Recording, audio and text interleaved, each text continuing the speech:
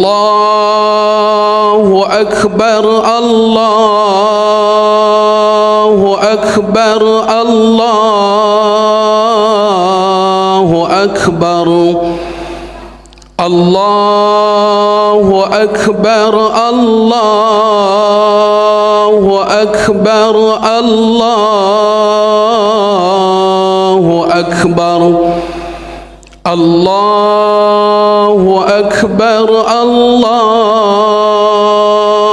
Akbar, Allahu Akbar, La ilaha illallah, Wallahu Akbar, Allahu Akbar, walillahil hamd. Alhamdulillah, alhamdulillahilladzi nahmaduhu wa nasta'inuhu wa nastaghfiruh wa na'udzu billahi min shururi anfusina wa min sayyiati a'malina. Man yahdihillahu fala mudilla lahu wa man yudlil fala hadiya lahu. Asyhadu an la ilaha illallah wahdahu la syarika lah wa asyhadu anna Muhammadan abduhu wa rasuluhu man la nabiyya ba'da. Allahumma salli wa sallim wa barik ala hadzal nabiyil karim sayyidina wa maulana Muhammad sallallahu alaihi wasallam wa ala alihi wa ashabihi ajma'in. Faya ayyuhal hadirun, usikum wa nafsi bitaqwallah wa ta'atihi la'allakum tuflihun. Qala Allah tabaraka wa ta'ala fil Qur'anil Karim, a'udzu billahi minasy syaithanir rajim. Bismillahirrahmanirrahim. Ya ayyuhalladzina amanu ittaqullaha haqqa tuqatih wa la tamutunna illa wa antum muslimun. Wa qala ta'ala fi ayatin ukhra, inna a'tainakal kautsar fasalli li rabbika wanhar inna syani'aka huwal abtar. Allahu Akbar, Allahu Akbar, Allahu Akbar, walillahil hamd. Allahu Akbar, hanya Engkaulah yang besar ya Allah. Allahu Akbar, tidak ada yang besar kecuali Engkau ya Allah. Allahu Akbar, hanya Engkaulah satu-satunya yang maha besar. Lantunan kalimat takbir dan tahmid yang berkumandang di seluruh penjuru tanah air seiring dengan terbenamnya matahari tanggal 9 Zulhijjah, segenap umat Islam di permukaan bumi bangkit sambil menyuarakan kalimat keramat dan sakti, membuktikan pada hari ini kita berada di hari yang dimuliakan Allah subhanahu wa ta'ala. Allahu Akbar, Allahu Akbar, Allahu Akbar, walillahil hamd. Hari ini disebut dengan hari raya Id. Id artinya kembali, artinya dia akan kembali di tahun yang akan datang. Namun pertanyaannya adalah, apakah kita akan berjumpa dengan hari raya ini di tahun yang akan datang? Hari ini yang jauh merantau balik ke rumah, datang ke rumah berkumpul sanak saudara pemilih. Ada orang-orang yang dulu kita pernah singgah di rahimnya 9 bulan 10 hari, kita disusukannya 2 tahun. Hari ini dia kita jenguk, hari ini dia kita salami, hari ini dia kita peluk.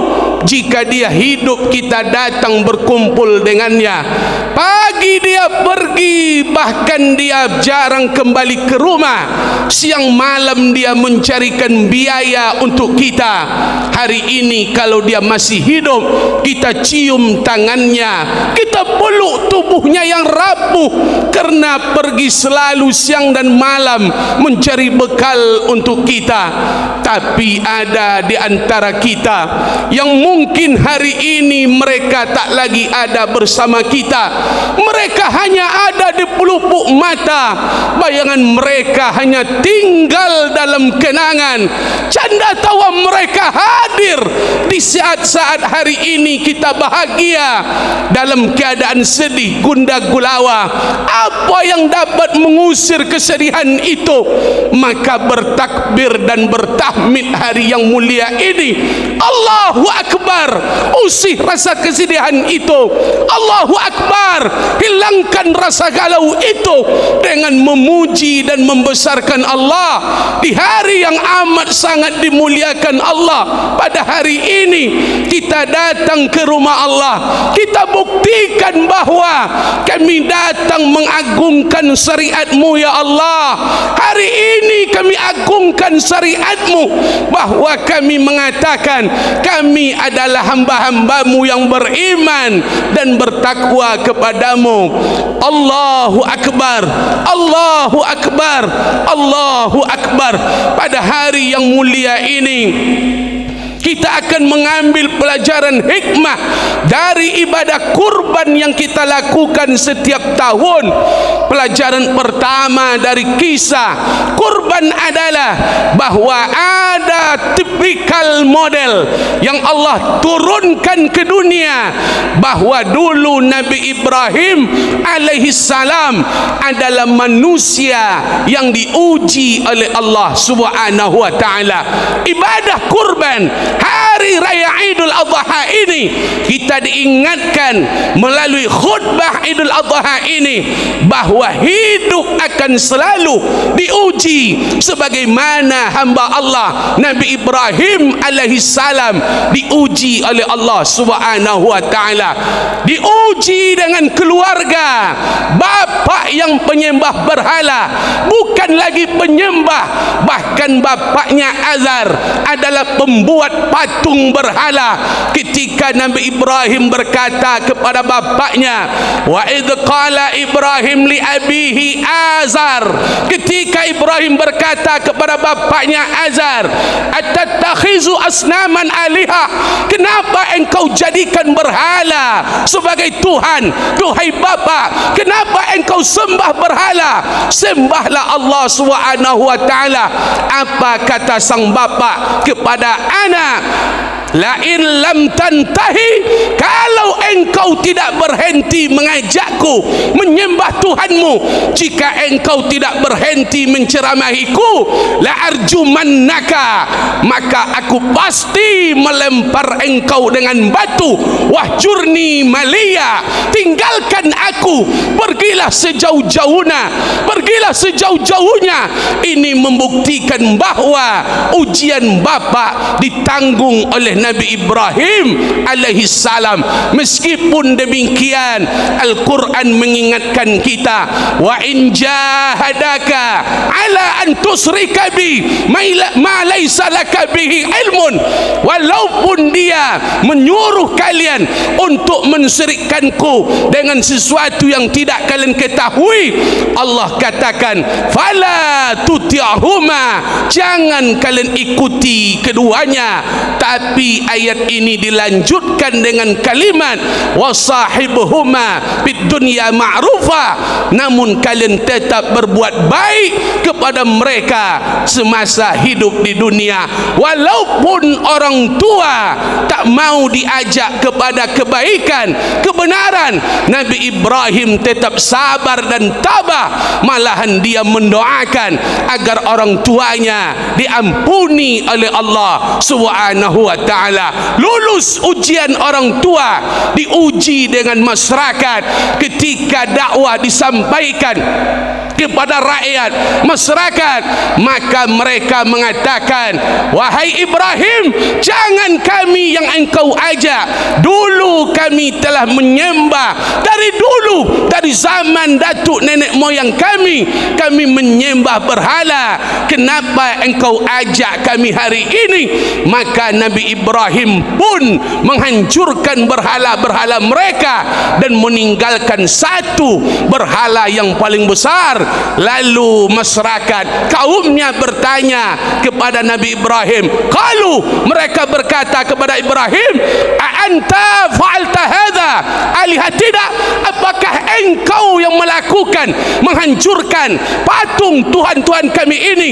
Apa kata Nabi Ibrahim? Qala fa'alahu, justru patung besar itu yang menghancurkan patung-patung Tuhan-Tuhan sesembahan kalian yang kecil ini. Mereka sadar, sebenarnya mereka mulai sadar, tapi karena mereka tidak ingin diajak kepada kebaikan, apa kata kaumnya? Qalu harrikuhu, bakar Nabi Ibrahim, panggang dia, kumpulkan kayu dan batu. Nabi Ibrahim pun dibakar. Itulah ujian masyarakat. Tapi ketika keadaan itu terjadi, Allah Subhanahu wa taala membuat cerita itu, memunculkan mukjizat yang luar biasa.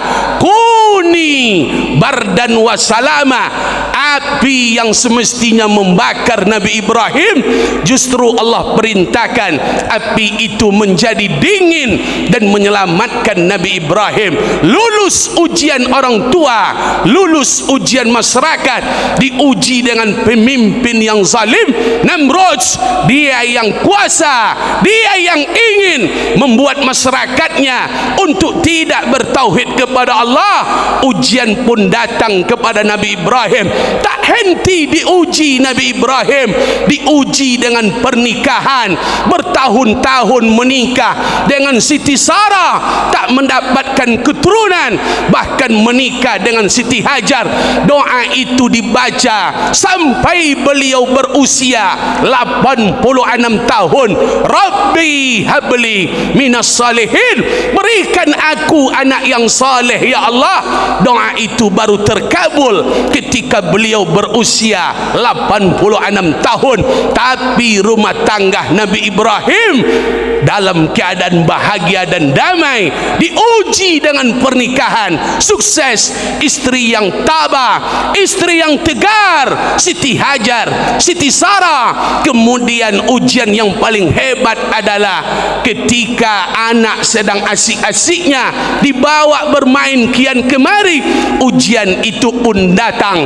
Allah Subhanahu wa taala perintahkan Nabi Ibrahim untuk menyembelih, mengorbankan anaknya. Ketika Nabi Ibrahim bermimpi dan wahyu itu pun datang, apa kata Nabi Ibrahim kepada anaknya?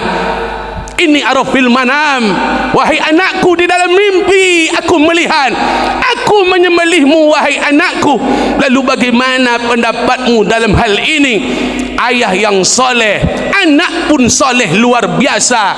Nabi Ismail alaihi salam pun mengatakan, if'al ma tu'mar, lakukan wahai ayahandaku, itu adalah perintah Allah. Satajiduni insyaallah minas sabirin, engkau akan menjumpai aku menjadi orang yang sabar insyaallah. Ujian yang luar biasa. Allah minta Nabi Ibrahim mengorbankan anaknya. Kenapa Allah tak perintahkan Nabi Ibrahim mengorbankan hewan ternaknya? Karena Allah tahu bahwa yang disayang Nabi Ibrahim adalah putra anaknya yang tercinta. Lulus ujian ayah, lulus ujian masyarakat, sukses ujian pemimpin, berhasil diuji pernikahan yang lambat mendapatkan anak, dan luar biasa ketika diuji mengorbankan anak. Ini merupakan pelajaran besar bahwa hidup akan selalu diuji diuji oleh Allah Subhanahu wa taala. Ahasiban nas ayutraku ayyaqulu amanna wa hum la yuftanun. Apakah manusia mengira dia akan dibiarkan berkata, amanna, kami beriman kepadamu ya Allah, namun kita tidak ingin diuji ketika lidah telah mengeluarkan ucapan asyhadu an la ilaha illallah wa asyhadu anna muhammadar rasulullah. Maka ketika ucapan itu keluar, kita telah mengatakan kepada Allah, ujilah keimananku ya Allah, ujilah keimanan dan ketakwaanku. Maka hari ini, di hari yang mulia ini, kembali kita diingatkan bahwa ada manusia pilihan, tipikal umat hari ini yang akan menjadi contoh, disebut namanya di dalam salat, kama sallaita ala Ibrahim wa ala ali Ibrahim wa barik ala Ibrahim wa ala ali Ibrahim. Siapa dia? Manusia yang sukses diuji ketika Allah uji dia. Dia adalah orang yang sukses diuji oleh Allah Subhanahu wa taala.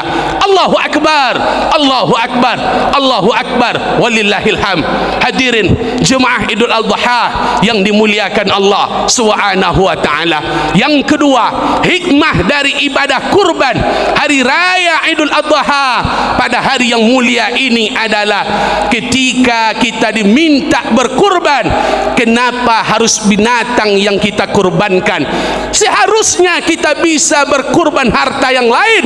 Kita bisa berbagi beras hari ini, kita bisa berbagi pakaian hari ini, kita bisa berbagi uang kepada hari ini. Tetapi kenapa Allah perintahkan kita menzabi, menyembelih hewan ternak pada hari yang mulia ini? Ketahuilah masyarakat muslimin yang dimuliakan Allah, di dalam jiwa kita ini ada dua sifat yang selalu berlawanan, antara iya dan tidak, antara benar dan salah, antara hak dan batil, antara positif dan negatif. Sifat yang mengajak kita, sifat yang membuat kita untuk tidak beribadah kepada Allah, sejatinya itu adalah sifat yang ada pada hewan ternak, pada binatang. Binatang tidak pernah memikirkan kematian. Binatang tak pernah terlintas di dalam benaknya ada kehidupan setelah kematian. Maka yang disembelih hari ini, kita sembelih binatang ternak hari ini, harapan kita adalah keluarlah sifat kebinatangan, larilah dia, pergilah dia sifat yang tidak mengingat bahwa ada kehidupan setelah kematian. Sifat-sifat binatang itu kita keluarkan, kita sembelih, kita hilangkan seiring kita menyembelih hewan ternak pada hari yang mulia ini. Hadirin yang dimuliakan Allah, makanya kita sembelih binatang ternak, hendaknya kita menjadi hamba-hamba Allah. Kita diingatkan dengan kehidupan ini, wa ma hadhil hayatud dunya illa lahu wa la'ib. Kehidupan dunia ini hanyalah kehidupan senda gurau, main semata. Kehidupan yang kekal itu adalah akhirat. Kita dituntut untuk mengingat, mengenang bahwa kehidupan yang sesungguhnya adalah kehidupan akhirat. Kalau hanya sekadar hidup di dunia, maka binatang yang kita zabi, hewan yang kita potong hari ini, mereka pun hidup. Binatang di hutan, hewan pun di hutan, mereka juga hidup hari ini. Namun ada perbedaan hidup kita dengan hidup mereka. Mereka hanya sekadar hidup, namun kita adalah hidup yang untuk dipertanggungjawabkan di hadapan Allah Subhanahu wa taala. Kita hidup di dunia bukan untuk sekadar hidup. Ketahuilah, hidup di dunia ini untuk beramal. Kehidupan kehidupan akhirat untuk dibalas. Siapa yang tidak beramal di dunia, dia pasti menyesal ketika di akhirat. Siapa yang main-main di dunia, dipastikan dia akan menangis, memohon minta dikembalikan ke kehidupan dunia. Allahu Akbar, Allahu Akbar, Allahu Akbar. Hikmah yang terakhir ibadah kurban pada hari yang mulia ini adalah hari raya yang sangat diagungkan ini. Dari kisah kurban, kisah Nabi Ibrahim, kita diingatkan dengan pelajaran. Didiklah anak seperti Nabi Ibrahim mendidik putranya Nabi Ismail alaihi salam. Siti Hajar dan Nabi Ibrahim adalah orang tua yang sukses membuat anaknya takut kepada Allah. Nabi Ismail bukan sekadar cerdas, namun kecerdasan Nabi Ismail sampai ke tingkat irasional, luar biasa, tak termakan oleh akal pikiran. Kalau hari ini anak kita pintar, tapi kepintaran mereka takkan sampai kepada level Nabi Ismail. Ketika ditawarkan untuk disembelih, dibunuh, maka dia berkata, if'al ma tu'mar, lakukan wahai ayahku. Ini merupakan bentuk kecerdasan irasional yang luar biasa yang tidak dimiliki oleh anak-anak kita hari ini. Makanya hadirin yang dimuliakan Allah Subhanahu wa ta'ala, Nabi Ibrahim berikan makanan yang halal. Siti Hajar dia didik anaknya dengan penuh kasih sayang, antarkan kepada pendidikan agama. Maka inilah yang akan kita rasakan hari ini. Anak-anak kita akan dihantam dengan game online. Mereka tidak akan dihantam dengan rudal, mereka tidak akan dihancurkan dengan meriam, tapi mereka akan rusak dengan internet, dengan judi, segala macam bentuk permainan. Tanggung jawab kita akan semakin besar. Semakin dunia ini maju, semakin besarlah tanggung jawab yang akan kita emban. Karena hari-hari ini anak-anak kita luar biasa rusaknya minta ampun. Maka di hari yang mulia ini, mari kita jadikan, kita wujudkan keturunan anak cucu cicit kita menjadi keturunan seperti kesolehan Nabi Ismail alaihi salam. Takutlah kepada Allah Subhanahu wa ta'ala ketika kita meninggalkan anak cucu keturunan dzurriyyatan dhi'afa khafu alaihim, anak cucu keturunan, anak-anak yang tidak beriman, bertakwa, yang tidak salat, yang tidak pandai baca Quran. Itulah ujian sebenarnya, itulah permasalahan terbesar ketika kita meninggal dunia. Yajma'ul mayyita, mayat akan diantarkan ke liang lahat oleh keluarganya, oleh hartanya, oleh amal ibadahnya. Namun keluarga dan harta akan pulang kembali ke rumah. Yang akan kekal menemani kita hanyalah amaluhu, amal ibadah yang pernah kita lakukan. Idza matal insan, ketika manusia mati, inqata'a amaluhu, habislah amal ibadah. Tak lagi bisa wirid pengajian, tak lagi datang salat berjamaah, tak lagi puasa sunat. Yang meninggal tak lagi beramal.